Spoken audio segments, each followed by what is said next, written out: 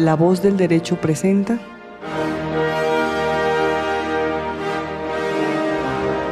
Debates constitucionales. Los grandes temas de la actualidad dentro y fuera de Colombia, con repercusiones en el derecho constitucional, analizados por especialistas. Los hechos, bajo la lupa del derecho constitucional y la ciencia política. Debates constitucionales. Director, José Gregorio Hernández Galindo.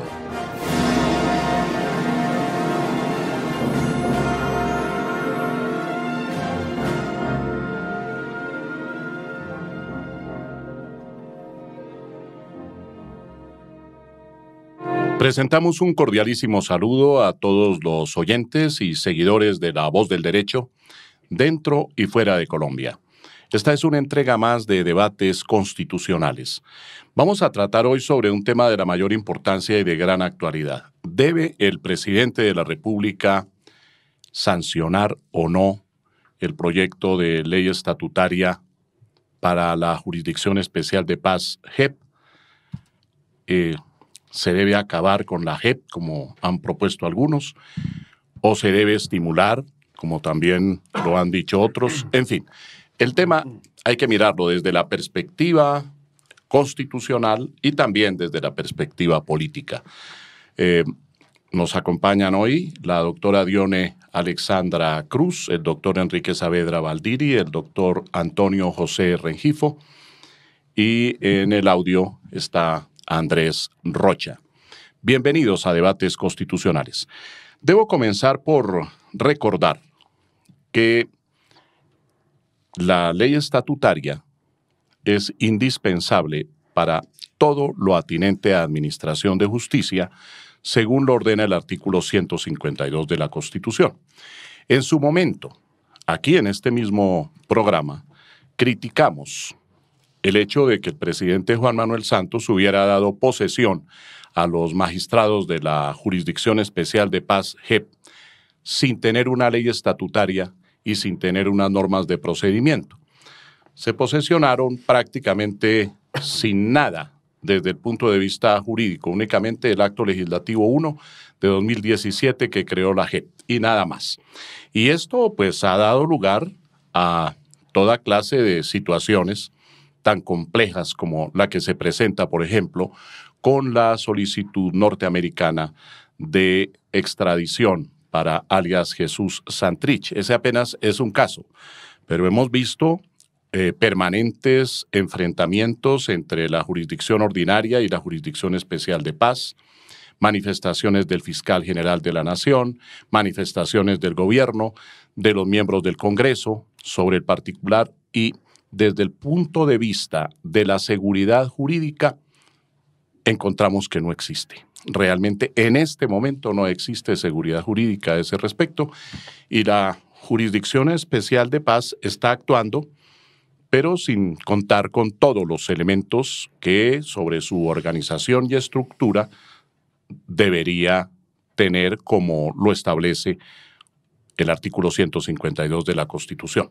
Esa jurisdicción, a nuestro juicio, ha debido ser dependiente de la jurisdicción ordinaria, se consagró como independiente y entonces no se le pueden aplicar las mismas reglas.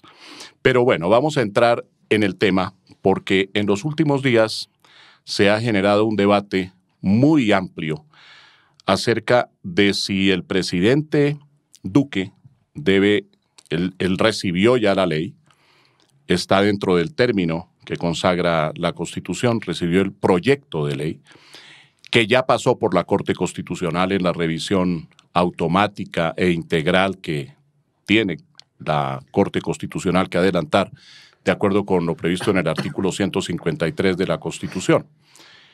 El presidente la tiene y comenzó a rodar una especie, que me parece que eso también está mal, según la cual el presidente estaba pensando o ha estado pensando en no sancionar la ley y en presentar objeciones. No puede presentar objeciones por inconstitucionalidad porque ya pasó ese proyecto por la revisión, como decía, de la Corte Constitucional. El control de constitucionalidad ya se ejerció. Vienen entonces las objeciones por inconveniencia que también el presidente parece que podría formular ante el Congreso de la República. Inicialmente, yo quisiera preguntar a nuestros panelistas cuál es su visión sobre esto, en términos muy generales, para que después entremos en el debate propiamente dicho. Doctora Dione, ¿cómo ve usted esta situación, la que se genera con el proyecto de ley estatutaria que se encuentra en el escritorio del presidente de la República y no sabemos si él irá a objetarla o irá a sancionarla? Mi doctor José Gregorio, un saludo muy especial, muy afectuoso para usted, para los compañeros que nos acompañan en la mesa de hoy, para todos nuestros oyentes de La Voz del Derecho. Este es un tema de la mayor importancia porque la JEP constituye la columna vertebral del proceso de paz con las FARC. Cualquier tema que afecte esa Jurisdicción Especial para la Paz tiene un impacto sobre la seguridad jurídica de muchos que se han acogido. Yo quisiera empezar por allí.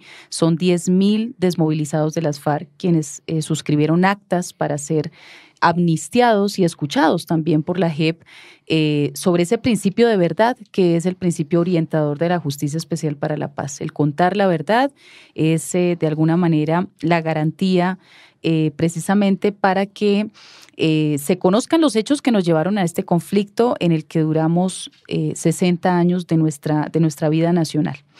Y lo segundo es que hay 1.914 militares, dentro de ellos importantes generales de la República que también se acogieron a la Justicia Especial para la Paz. Entonces estamos hablando pues de unas implicaciones que se traducirían en una altísima inseguridad jurídica para todos estos actores y por otro lado pues una muy mala señal para el mundo, para la comunidad internacional, toda vez que este proceso de construcción de la JEP fue acompañado por las Naciones Unidas, la Corte Penal Internacional, el señor James Stewart, el vicefiscal de la Corte Penal Internacional, precisamente ha hecho un llamado de atención al gobierno nacional, al Estado colombiano, más que el gobierno, al Estado colombiano, de acatar de alguna manera los fallos y los procesos judiciales que rodean la aprobación de la JEP, porque como bien su merced señaló hace un rato, pues este tema ya fue revisado por la Corte Constitucional, fue objeto de discusiones amplias y profundas en el Congreso de la República. Incluso yo podría decir que en el Congreso se le hicieron ajustes, algunos de ellos muy benéficos para las víctimas del conflicto. Y es allí donde está la fortaleza más grande que tiene la Jurisdicción Especial para la Paz, las víctimas. Después de la revisión del Congreso surge algo muy importante y es que la verdad que se va a conocer no es solo una verdad histórica, sino una verdad concreta, específica sobre los casos de las víctimas. Con miras a la justicia. Con miras a la justicia que, como sabemos, pues la justicia transicional tiene unas características de una justicia reparadora, una justicia que trata de enmendar el daño causado y sobre todo garantizar que estos hechos no se vuelvan a repetir. Doctor Antonio José Rengifo, desde su perspectiva, esta situación que se presenta, esta coyuntura respecto a la sanción del proyecto de ley estatutaria, ¿es de esas dimensiones de las que habla la doctora Dione? Es decir, ¿es tan grave si no se sanciona el proyecto de ley? Pues, doctor José Gregorio, un saludo para usted, para los colegas del panel y para Muchas gracias por su presencia. Nuestra numerosa audiencia de La Voz del Derecho que va creciendo cada emisión, cada semana. Yo estaba pensando en darle la respuesta más general. A ver. Para entrar después en esos aspectos. Después ya entramos en la mayor o menor gravedad del asunto. Exacto. Pero a mí lo que me parece es que se ha avanzado ya bastante en un proceso importante, puede decirse en un proceso, si no único en el mundo, por lo menos muy raro. Muy característico, ¿no? Exacto, muy específico, sí. En sentido de que no es dable, no es fácil encontrar procesos similares así al alcance de la mano muy frecuentemente. De manera que a mí me parece que reversar ese proceso es bastante inconveniente y es bastante complejo.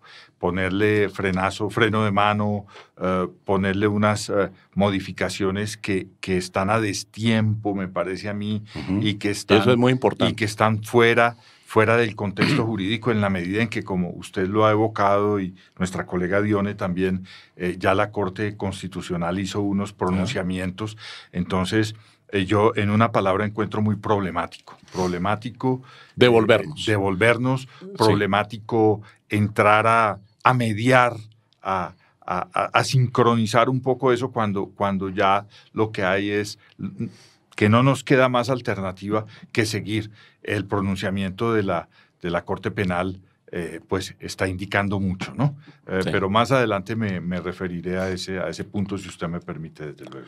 Claro, doctor Antonio. Yo formulé muchos reparos al articulado tanto del acto legislativo número 1 de 2017 como al contenido del acuerdo de paz y también respecto al proyecto de ley estatutaria e inclusive sobre la decisión de la Corte Constitucional de declarar inexequible la norma que sustraía de la Jurisdicción Especial de Paz los delitos sexuales, ¿no?, cometidos especialmente contra menores de edad.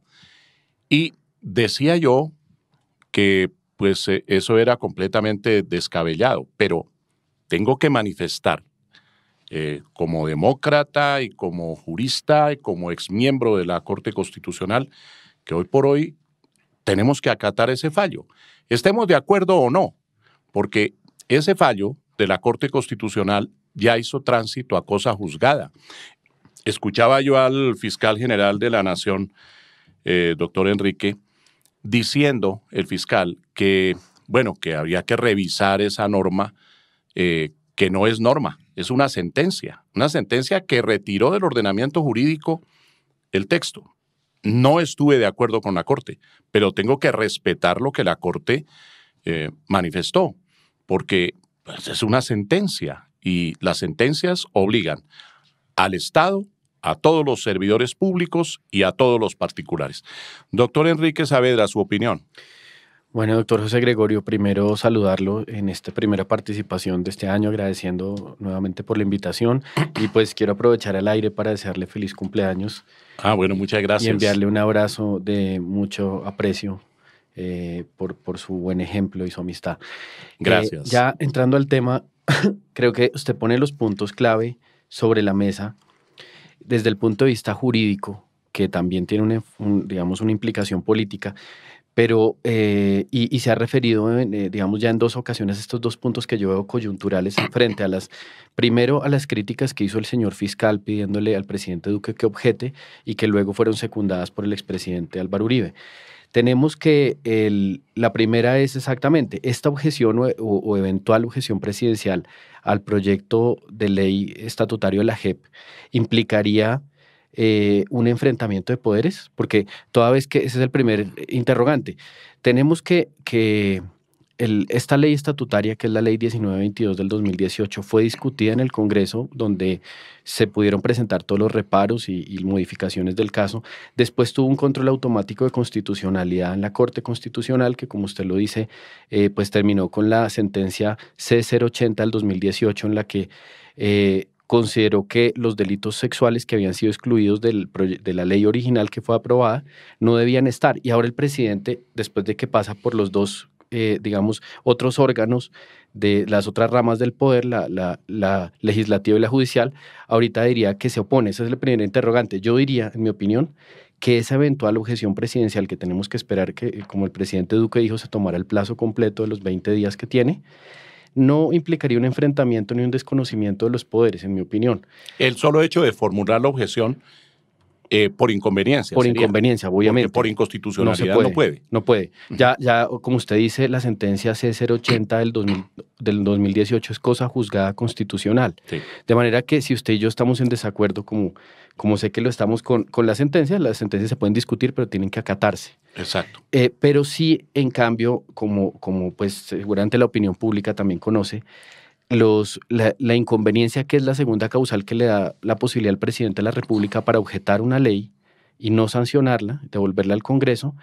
Esta es por la objeción es por motivos políticos, no por motivos constitucionales. De manera que yo pienso que es posible y ahí se tendrá que devolver al Congreso y dar lugar a las, no sé, a unas modificaciones que en caso de que logre las mayorías. Yo pienso que mientras la ley no esté sancionada, aun cuando haya una sentencia de la Corte Constitucional, el Congreso podría reabrir el debate de algunos temas que yo creo que son de la mayor importancia. Yo comparto con el doctor Antonio, y por supuesto que aquí hay una urgencia porque hay un limbo jurídico, hay que implementar la justicia especial para la paz, que sería, digamos, el núcleo del acuerdo, pero de todas maneras no podemos correr, por ejemplo, en asuntos que son todavía tan graves como si los delitos sexuales contra niños, si quedan o no comprendidos dentro de las penas alternativas y no dentro de la justicia ordinaria. Ya no quedan en la jurisdicción ordinaria, quedan en la jurisdicción especial de paz, según la sentencia de la Corte. Pero sí, la norma y eso es muy importante que toque, doctor Enrique, ese punto, porque es uno de los centrales. Ya la Corte declaró inexequible la norma que trasladaba esto a la jurisdicción ordinaria y que preveía las penas normales, como ha debido ser, las penas que se aplican a todos los violadores, porque además eso no tiene absolutamente nada que ver ni con la paz, ni con el delito político, ni con la actividad que llevaba a cabo la organización guerrillera, ¿no? Pero sí. por eso criticamos la sentencia en su momento.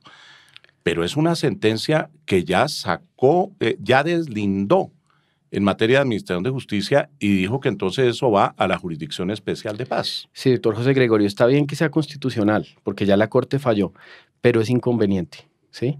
Y pienso que es inconveniente desde el punto de vista del orden público, es inconveniente desde el punto de vista de los compromisos internacionales suscritos y vigentes por Colombia, es inconveniente a la luz, como lo dice el fiscal y lo comparto plenamente, de los objetivos de la justicia, que es una retribución justa. En este caso, la retribución justa no sería las penas alternativas para delitos sexuales, y la satisfacción de derechos de las víctimas. Entonces todavía queda esa posibilidad viva para el presidente. La otra, rápidamente, y con eso termino, es digamos, la otra implicación jurídica o materia de discusión sería una eventual, digamos, objeción presidencial violaría el fast track.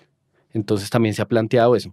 En mi opinión, el fast track simplemente es un procedimiento expedito, pero no se refiere a la materia de las normas, y la Corte en su fallo anterior dijo: pese a que las normas se tramiten por el fast track, se puede permitir la deliberación y la modificación, y no ha quedado la objeción presidencial excluida dentro de la posibilidad de que una norma, entendamos que llegó un nuevo gobierno y las nuevas mayorías políticas ahora representan una visión distinta.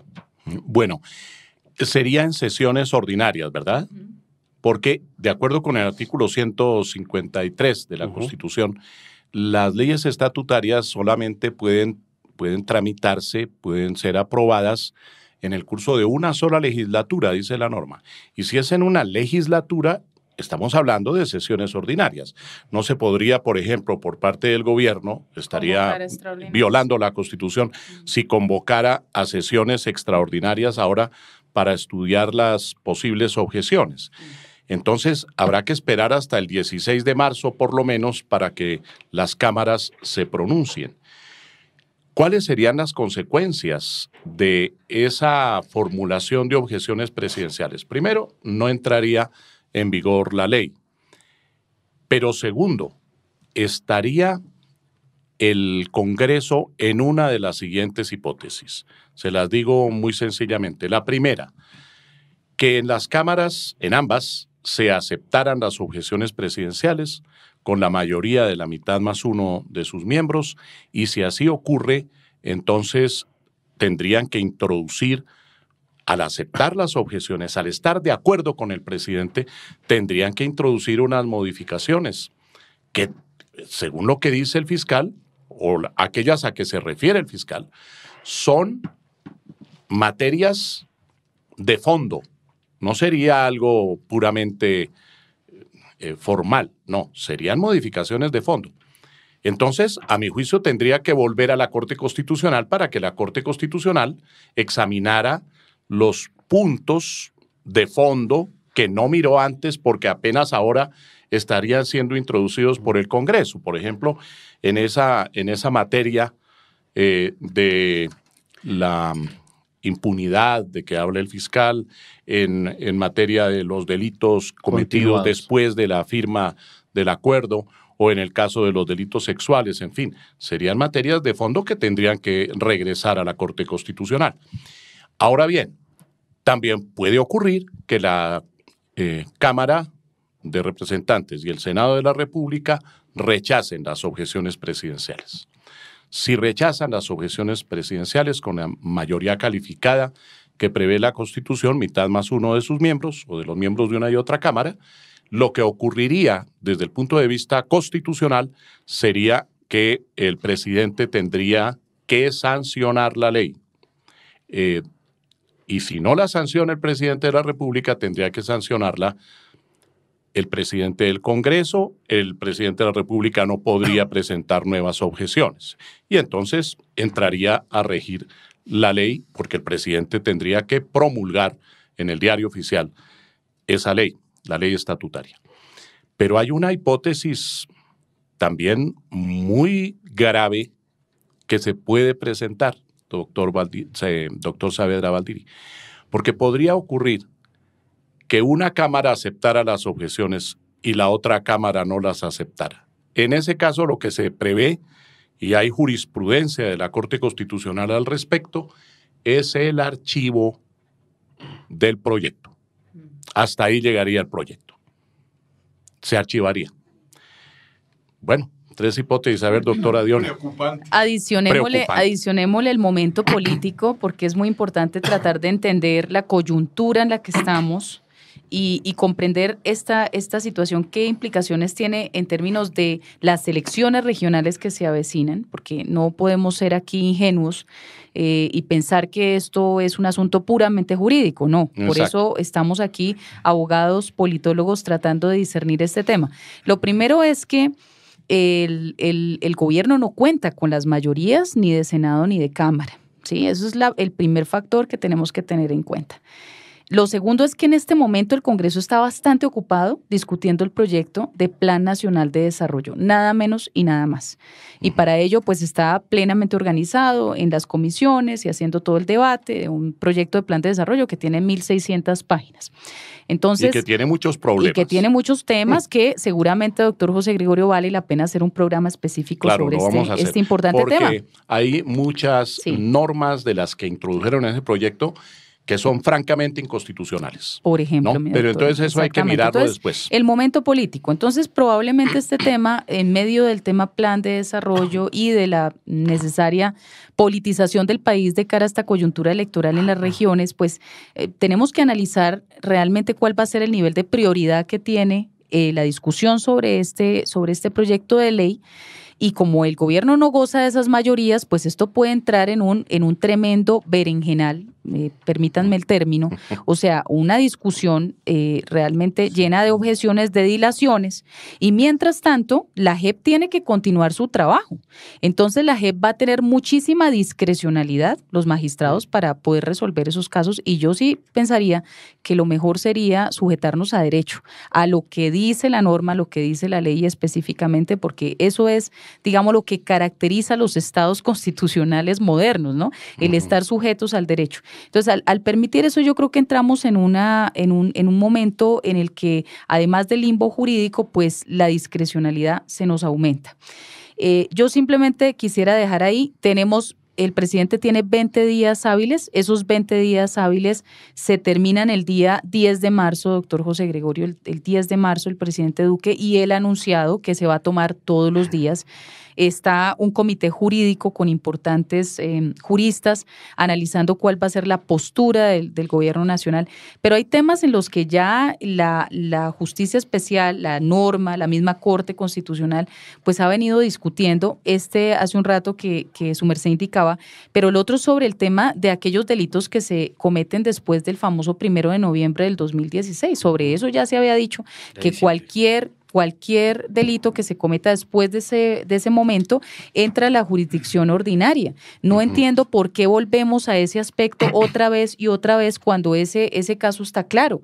Entonces hay una serie de cosas que tenemos que entender si de verdad es la preocupación nacional de asuntos como el que señalaba el doctor Enrique, o si se trata más bien de dilatar un proceso en donde todos los colombianos merecemos saber la verdad, y no una verdad victimizante, vengativa, sino una verdad reparadora. Al final lo que necesitamos es que todas esas víctimas del conflicto, doctor José Gregorio, que se calculan en 8.600.000 personas, compatriotas nuestros, conozcan la verdad de los hechos y entendiendo el trasfondo de nuestro conflicto, que además está vinculado a los temas de despojo de tierras, de narcotráfico, de tráfico de armas, de tráfico de personas, de delitos de carácter transnacional, porque detrás del conflicto también ha estado todo esto, pues podamos decir, bueno, ya, paramos esto y empezamos a reparar y empezamos a trabajar en una sociedad distinta. Y ahí sí nos ocupamos de temas tan importantes y mayúsculos como el Plan Nacional de Desarrollo, que va a ser la hoja de ruta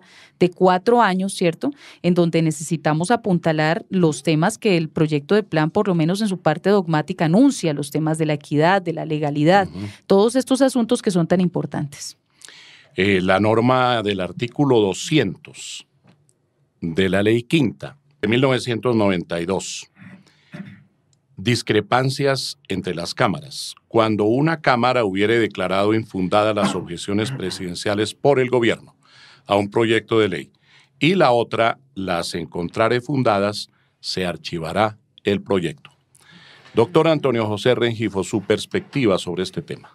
Es decir, no hay ahí ni siquiera prelación entre del Senado respecto a la Cámara. Puede ser cualquiera de las dos cámaras sin distinción alguna. Sí. Una las aprueba y la otra no las acoge.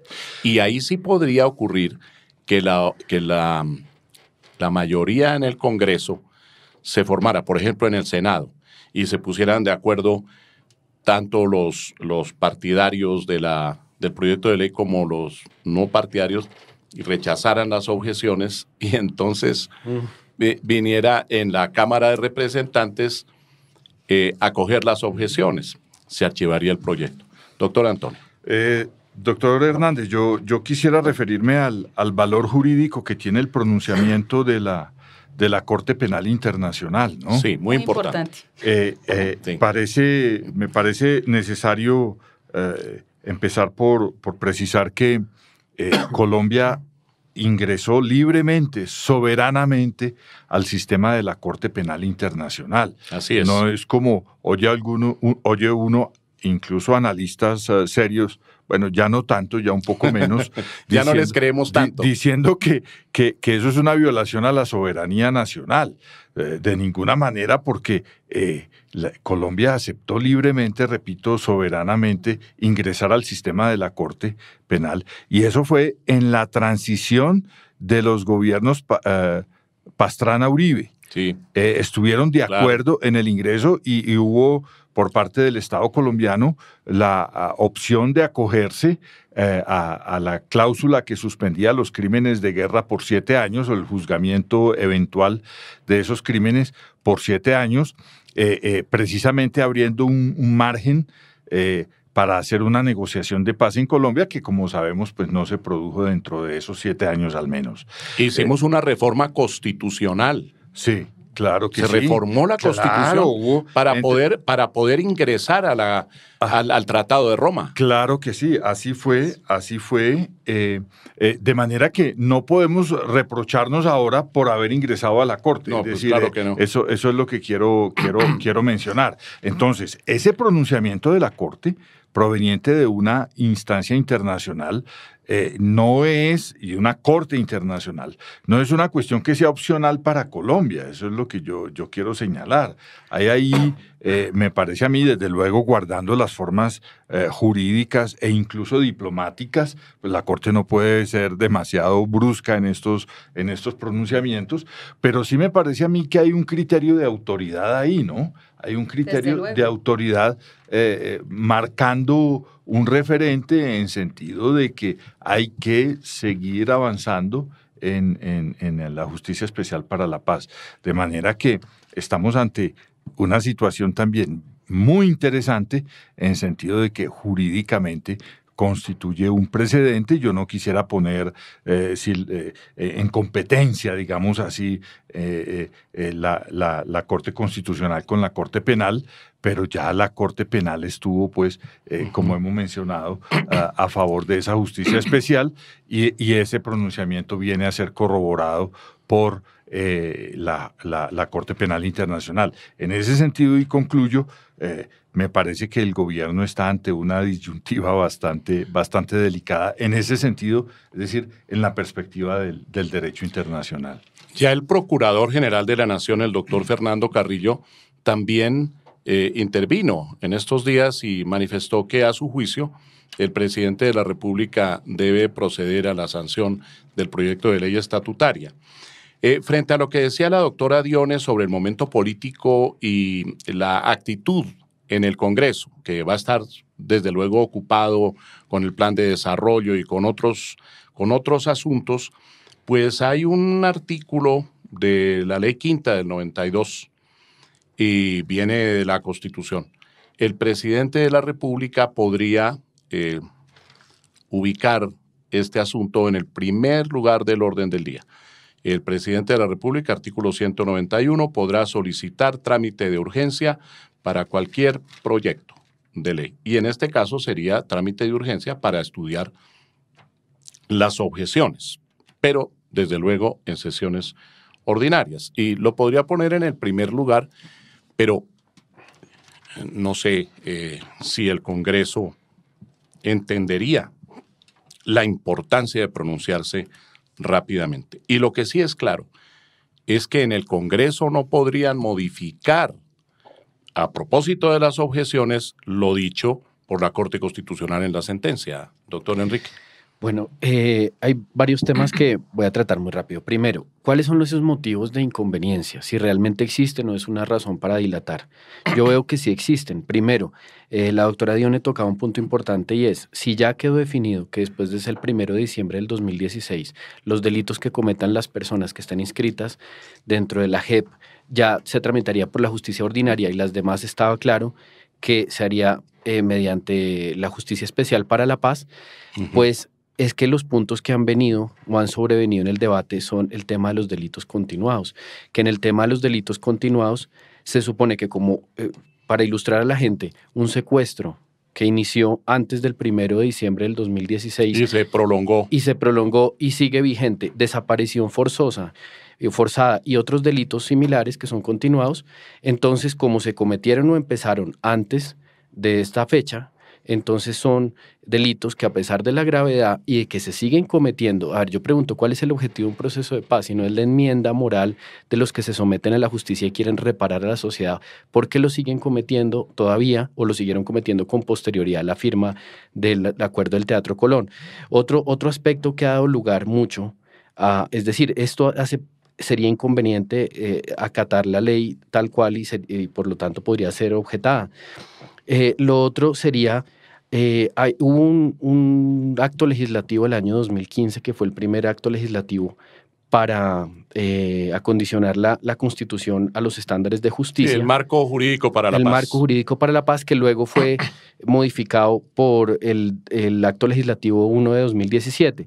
En esa versión original había claridad y por eso acordémonos que el gobierno estaba haciendo campaña porque el plebiscito era algo que venía en curso, que en el marco jurídico para la paz, que los delitos de lesa humanidad y los crímenes atroces que ante la comunidad internacional, y bien hacía el doctor Antonio la alusión a la Corte Penal Internacional, que es un estándar que hoy existe internacional en materia de qué delitos son amnistiables y cuáles no, pues quedaban por fuera. Y ahora resulta que solamente queda consagrado que esos delitos solamente quedarían por fuera de las penas alternativas para los altos mandos, pero podrían ser totalmente amnistiados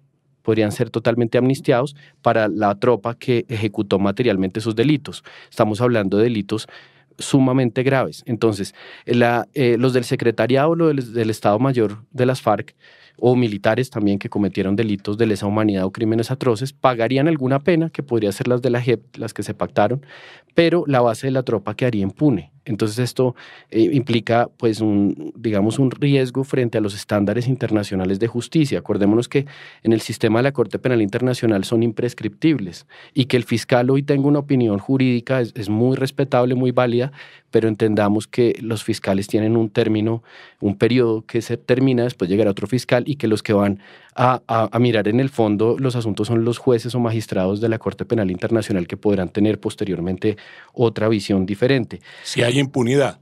Si hay impunidad, porque la justicia debe ser suficiente y no meramente simbólica. Frente a... tenemos otra que sería, que ya la hablamos y es ¿por qué? Acordémonos que esto genera un rechazo del pueblo y por eso se perdió el plebiscito. Porque estas personas que deben comparecer a unas penas blandas alternativas que entendemos que es en procura de la paz y de la verdad, como no ha empezado a funcionar la JEP o no se han abierto los procesos, se suspende la investigación, estas personas pueden ir libremente al Congreso. Es decir, es un régimen que que ofrece unos elementos claros de inconveniencia política y jurídica para el país que deberían modificarse. Hacemos una pausa en La Voz del Derecho, ya regresamos. Esta es La Voz del Derecho. Estamos de regreso en La Voz del Derecho en debates constitucionales. Bueno, los puntos que menciona el doctor Enrique Saavedra Valdiri son muy importantes, son básicamente aquellos a que hace referencia el fiscal general de la Nación. Ya el fiscal Néstor Humberto Martínez había hecho estas alusiones ante el Congreso, cuando se tramitaba precisamente el proyecto de ley estatutaria. Entonces, diríamos que ya el Congreso se pronunció en su momento sobre cada uno de estos puntos. Pero yo quisiera que los examináramos con despacio. El primero es el relacionado con los delitos continuados, o con los delitos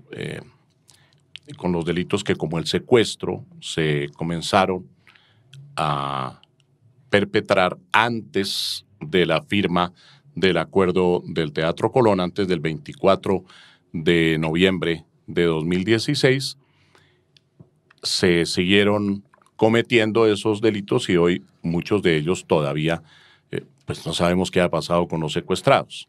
Bueno, respecto a eso, hay una norma del acto legislativo, número 1 de 2017, que es el artículo 19 transitorio, porque hace referencia precisamente a los delitos que se comenzaron a cometer antes y que se siguen cometiendo después del acuerdo. Esa norma es de nivel constitucional. Entonces, a propósito de las objeciones por inconveniencia, me parece que no se podría modificar el texto del artículo 19 transitorio porque es de un acto legislativo, de una norma constitucional. Quizá podría el gobierno después presentar algún proyecto de acto legislativo, de reforma constitucional al respecto, y estaríamos ante la posibilidad de reformar o derogar la norma del acto legislativo 1 de 2017. Pero eso tendría un problema desde la perspectiva constitucional y penal, que sería el principio de favorabilidad, porque rigió de todas maneras esa norma y entonces quien estuviera en esa hipótesis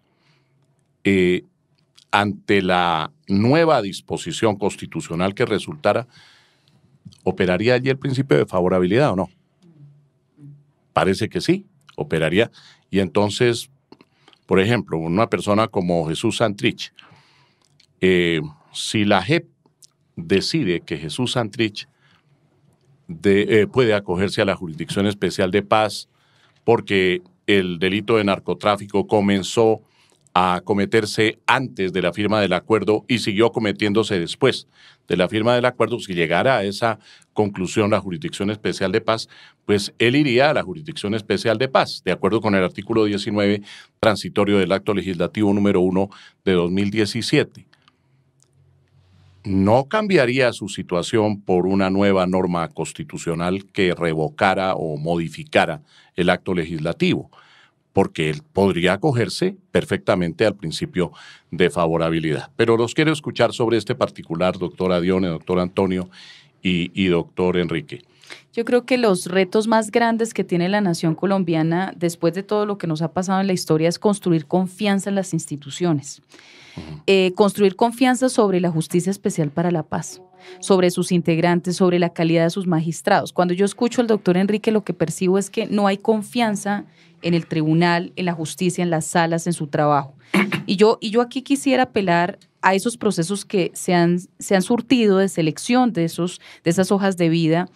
Nuevamente reiterar, porque esto ha sido objeto de mucho debate y polémica, ¿no? Pero realmente yo sí creo que ahí hay unas personas de altísimas dignidades y calidades de la nación colombiana que no gratuitamente llegaron a este espacio. Y tenemos que confiar. ¿En qué sentido? Si, por ejemplo, se da este caso de personajes reincidentes, desafortunadamente en los conflictos armados en el mundo entero hay disidencias, en todos los conflictos se calcula que entre 3-5% de quienes se acogen a un proceso de paz vuelven a reincidir. Es desafortunado, pero es así. Uh-huh. Nosotros en este momento, según las Fuerzas Armadas, tenemos cerca de 1.200 disidentes de las FARC. Es un número considerable. Claro. Entonces, ¿qué pasa? Si eventualmente encontrásemos que hay casos que empezaron antes de esa fecha perentoria y continúan, y donde además tienen un papel las disidencias o gente que se acogió al proceso que sigue delinquiendo, las salas de revisión de los hechos tendrán sujetas a derecho que mandar esos casos a la justicia ordinaria inmediatamente. Es que ahí no hay ningún tipo de temor. Yo lo que hago es acogerme a lo que dice la norma, y si ellos encuentran que eso es así, y la misma doctora Patricia Linares lo ha dicho ampliamente en las entrevistas que ha concedido a los medios de comunicación, en esos casos inmediatamente se procede a enviar a justicia ordinaria. Y yo creo que los sectores que tienen críticas tienen que estar haciendo el ejercicio de veeduría y seguimiento, que además es una función, doctor José Gregorio, constitucional, artículo 270, cualquier ciudadano tiene el deber y el derecho de hacer seguimiento para que estas decisiones sean transparentes, que se sujeten a derecho, que sean probas, que sean éticas.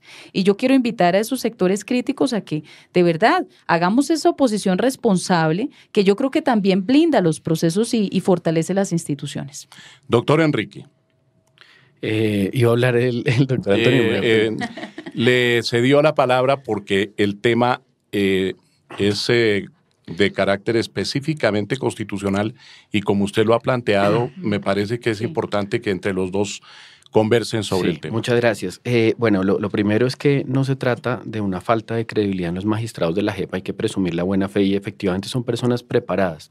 El asunto es que tengo dos preocupaciones. Una que plantea el doctor José Gregorio, y es, estamos en un limbo jurídico de todas maneras.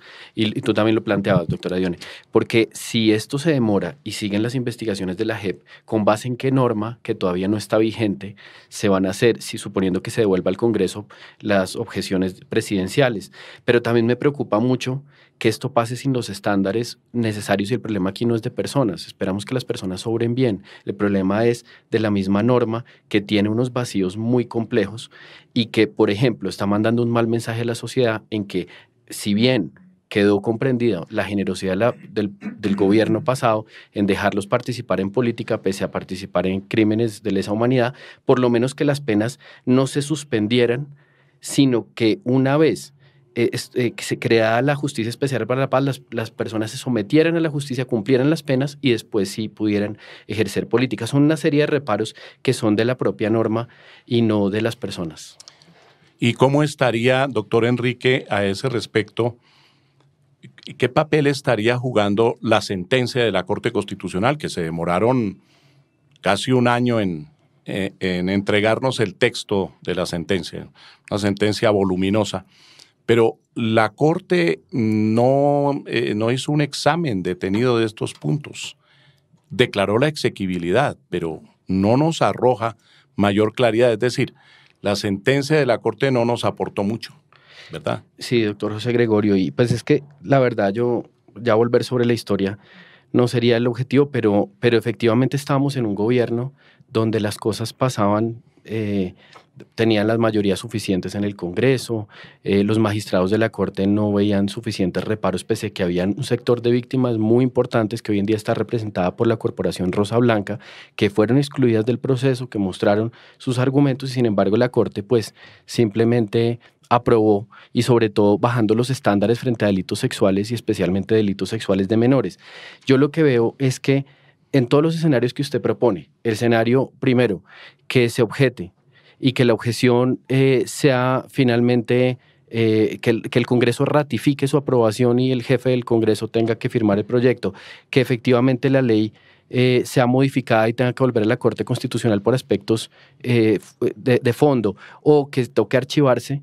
Estamos en todos los escenarios, aun cuando la firmara, la profiriera el jefe del Congreso en vez del presidente, estaríamos ante un caso de ilegitimidad, y eso ya pone las penas que se apliquen bajo de pronto cierta incertidumbre que no queríamos que existiera.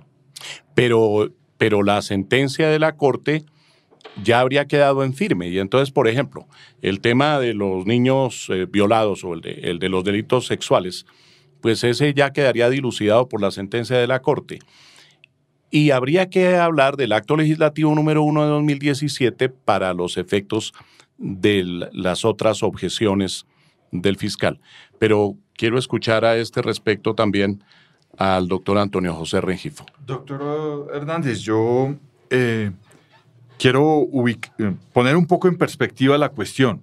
En cuanto a al aspecto jurídico de los problemas muy pertinentemente mencionados por el doctor Saavedra, pues a ese respecto me acojo a lo dicho por usted en sentido de que hay unos escenarios que son conformes a derecho, pero y según la Justicia Especial para la Paz y el tribunal, pues competente. Pero yo quiero resaltar lo siguiente. Uno, lo hemos dicho aquí en varias emisiones de La Voz del Derecho, esto es un problema supremamente difícil. Esto es un problema jurídico, toda la implementación, el desarrollo de esta Justicia Especial para la Paz. No es fácil.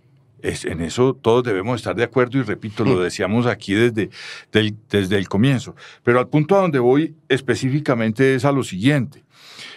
Aquí los magistrados y las salas de la Justicia Especial para la Paz tendrán que desarrollar jurisprudencia. Es que no han empezado a trabajar, ni han empezado a pronunciarse. Y esa jurisprudencia tendrá que ser acorde con tratados internacionales, instrumentos internacionales que están ya suscritos. Es que nadie está excluyendo, por ejemplo, las convenciones sobre desaparición forzada, que hay una del sistema interamericano y otra más rigurosa todavía, que es la internacional global sobre desaparición forzada, obviamente, que trae mecanismos aún más rigurosos que la del sistema interamericano. Me perdonarán, no recuerdo cuál es la fecha. Igualmente las convenciones para la represión de la tortura. Es decir, estamos ante unos eventos en que la Justicia Especial para la Paz ni tendrá las manos atadas para desarrollar jurisprudencia, ni tendrá un amplio margen de libertad, será una opción debidamente reglada por el derecho internacional, permito decir principalmente, y por la jurisprudencia que haya también de los tribunales colombianos. De manera que en esto de la desaparición forzada, del secuestro, de tantos crímenes de ejecución continua, ¿no?, que se van desarrollando y que se tienen por cometidos incluso hoy, pues tendremos que esperar unos pronunciamientos serios de parte de la Justicia Especial para la Paz, conforme, repito, tratados internacionales. Especialmente a los tratados sobre derechos humanos que hacen parte del bloque de constitucionalidad. Yo creo que la Jurisdicción Especial de Paz tampoco es que quede completamente libre en su interpretación, porque hay quienes dicen, si la ley estatutaria no resulta, la Jurisdicción Especial de Paz podrá establecer sus propias reglas. Eso no es cierto. Ningún órgano dentro del Estado colombiano, que es un Estado de derecho, puede salirse de los parámetros constitucionales y darse sus propias reglas. Tiene que someterse a las reglas. Bueno, vamos a hacer una pausa aquí en La Voz del Derecho y ya regresamos. Esta es La Voz del Derecho. Estamos de regreso en debates constitucionales aquí en La Voz del Derecho. 5 minutos para conclusiones. Cada conclusión muy corta de parte de nuestros panelistas. Doctora Dione, primero las damas. Gracias, doctor José Gregorio. Quisiera que volviéramos un poco sobre el tema de la Corte Penal Internacional. Nosotros, los colombianos, el Estado colombiano como tal, tiene abierto un proceso preliminar desde el 2004. Yo quiero que no dejemos realmente de tener este elemento sobre la mesa en el análisis. ¿Y por qué se abre este proceso de investigación? Porque resulta que nosotros pues no habíamos avanzado en la investigación, el juzgamiento y la sanción de los delitos más atroces en el marco del conflicto armado. Ese proceso, digamos, ha sido acompañado, ha sido paciente con el Estado colombiano hasta que llegamos a estructurar la Justicia Especial para la Paz con el aporte realmente de juristas notables, de politólogos, del sistema también de las Naciones Unidas, de gobiernos amigos que participaron de su construcción y que ha sido además, doctor José Gregorio, destacado como una herramienta quizá inédita en el mundo para abordar temas similares como los que atravesamos en nuestro país. Pero también quiero decirles que en el 2018, el año pasado, se presenta el último informe de la Corte Penal Internacional, donde se advierte que no hemos avanzado en el tema de desapariciones forzadas, en el tema de violencia de género. Nos habla del asesinato, ven con preocupación el asesinato de los líderes sociales en Colombia, que ya llevamos 430 líderes asesinados desde la firma del acuerdo de paz. Entonces nosotros tenemos una Corte Penal Internacional respirándonos en la nuca, así de simple, y si el Estado colombiano no es capaz de tramitar estos asuntos con entereza y con las herramientas que hemos creado para tal fin, pues no nos sorprendamos que la Corte Penal pueda ingresar. Hay un capítulo especial que aborda el tema de los falsos positivos, mal llamados, denominados crímenes de lesa jurídicamente humanidad, ¿no? Y ejecuciones extrajudiciales. Y si nosotros realmente no damos luces sobre estas materias, pues tendremos a la Corte Penal Internacional con toda razón interviniendo en nuestros asuntos. Y ahí sí la molestia de quienes dicen, como dice el doctor Antonio, sobre la soberanía, pues se va a ver bastante menguada porque tendremos entonces todos los argumentos para ello. Bueno, vamos a ver si el presidente de la República sobre todas estas bases sanciona o se objeta. Doctor Antonio. Sí, para continuar en la misma línea de la conclusión ya expuesta por la doctora Dione, a mí me parece que es importante notar o resaltar cómo el problema de la Corte Penal Internacional toma cada vez más fuerza, ¿no? Es decir, aparece más visible. Me parece que me atrevo a concluir de forma abierta diciendo hacia el futuro, creo yo, a lo que vamos a asistir es a que la Corte Penal Internacional se va a volver un referente. Y un referente obligado en todas estas materias. Yo dejaría mi conclusión ahí, doctor José. Bueno, doctor Antonio. Doctor Enrique. Bueno, finalmente, pues yo pienso que hay unos riesgos de una incertidumbre jurídica que puede acabar los ánimos de la verdad y la paz que se busca con un acuerdo. Lo que hay que evidentemente veo que hay unas fallas protuberantes en la ley estatutaria de la JEP, que fueron motivo de la discusión que tuvimos, unos vacíos que dan mal ejemplo, que no dan un mensaje de paz. Lo que uno quisiera es que ojalá se salve. No estuve de acuerdo con la negociación de paz en los términos en que se dio, pero en este momento, frente a una eventual incertidumbre jurídica y caída del acuerdo de unas personas que están recluidos en unos campamentos y que ya muchas de ellas están volviendo a delinquir, uno pensaría que lo mejor es que se salve. Así se presenten objeciones, que el Congreso vuelva a reabrir la discusión sobre temas concretos para que pasen estándares internacionales de justicia, para que se le dé a los organismos de investigación regulares del Estado, como la Corte Suprema de Justicia y toda la jurisdicción penal, la Fiscalía, las herramientas sobre casos claramente que queden excluidos para que no pueda ser un parapeto para la delincuencia común o posterior a esa fecha, el 1 de diciembre del 2016, y que la JEP pueda operar y también ella misma gane legitimidad por la jurisprudencia que empezará a expedir. Bueno, pero para eso usted diría, el momento de discutir todo esto es el de las objeciones o que el presidente sancione, que entre a regir la norma y presentar nuevos proyectos, inclusive de reforma constitucional. O ¿usted es partidario de que el presidente sancione el proyecto o de que lo objete? Yo soy partidario de que lo objete en puntos concretos, por lo menos en 2 puntos quisiera. Primero, si bien la Corte de Constitucionalidad constitucionaliza un examen de constitucionalidad diciendo que el tema de los niños podía ser, y delitos sexuales podía ser abordado dentro de la JEP, pues el Congreso siempre conserva su legitimidad democrática y la posibilidad de mirar la conveniencia para el país de hacer la debida corrección. Y el otro tema que... Pero la corrección implicaría ahí...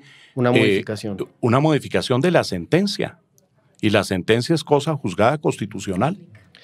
Sí, por el tema constitucional estoy de acuerdo, pero por el tema de conveniencia para el país, esto traería, créanme que esto que traería la caída del proceso de paz, porque si no es creíble, si se entiende que temas que no tienen nada que ver con el marco del conflicto, como puede ser el abuso sexual, están enmarcados dentro de estas sentencias, sí, acordémonos que la JEP empieza a funcionar bajo el antecedente de la pérdida de un plebiscito. Necesitamos darle credibilidad popular al proceso de paz, y la manera de hacerlo es que efectivamente se distinga cuáles crímenes son del conflicto y cuáles no, para que no se vea que esto es un marco de impunidad.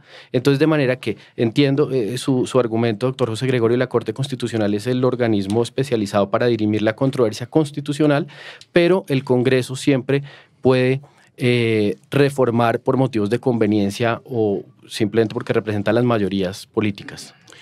Bueno, doctor Enrique, hemos llegado al final de debates constitucionales para analizar este tema de las posibles objeciones presidenciales respecto al proyecto de ley estatutaria sobre la Jurisdicción Especial de Paz. Muchas gracias a nuestros panelistas y hasta la próxima semana.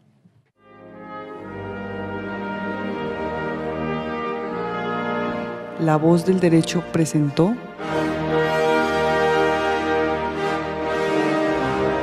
Debates constitucionales.